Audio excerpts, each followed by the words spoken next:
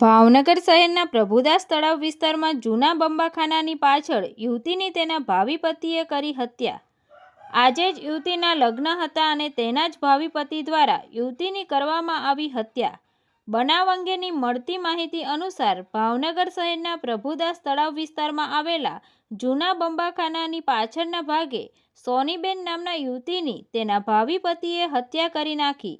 આ હત્યાના બનાવની જાણ થતાં જ પોલીસ કાફલો તાત્કાલિક ઘટના સ્થળે પહોંચ્યો હતો. અંતરે ઉલ્લેખનીય છે કે આ યુવતીના લગ્ન આજે જ હતા. લગ્ન થાય તે પહેલાં જ તેના ભાવિ પતિએ યુવતીની હત્યા કરી નાખી. આ બનાવને લઈ પોલીસે વધુ તપાસ હાથ ધરી છે.